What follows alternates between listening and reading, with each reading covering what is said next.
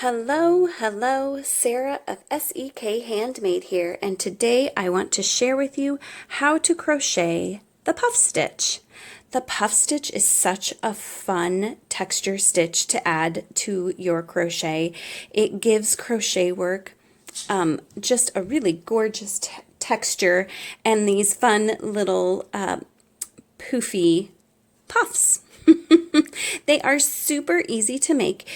You will want to check your pattern to make sure to notice where the pattern indicates for you to place your hook, because of course this can be different depending on the pattern, but generally speaking the puff stitches worked the same way. You're going to yarn over, you're going to put your hook through the indicated stitch and pull up a loop. Now typically when I crochet, I don't pull my loops all the way up to the height of the loop that was originally on my hook.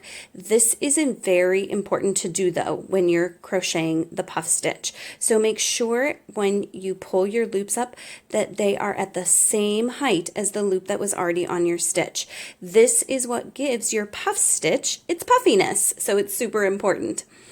After you do that once, you're going to yarn over again, go through the same stitch, pull up a loop, and again pull it nice and high to make sure your puff stitch is nice and puffy.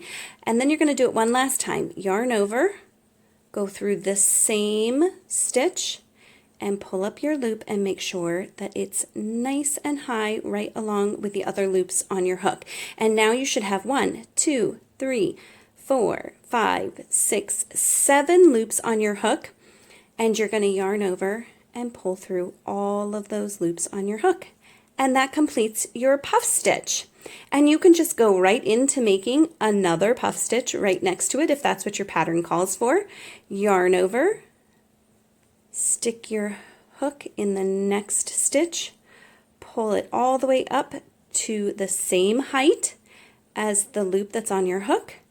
Again, yarn over, pull up a loop nice and tall, yarn over, pull up one more loop nice and tall. Now another good reason to pull all of your loops up nice and tall is if they are not at the same height or they're tight, it can be really hard to get your crochet hook through all 7 of those loops. So pulling them up nice and high also benefits in that way. My friends, that is all there is to it. Let's do one more. Yarn over, put your hook through the next stitch, pull up your loop nice and high, yarn over again, pull up another loop nice and high, one last time, yarn over, pull up your loop nice and high, and then yarn over and carefully pull through all of the loops on your hook.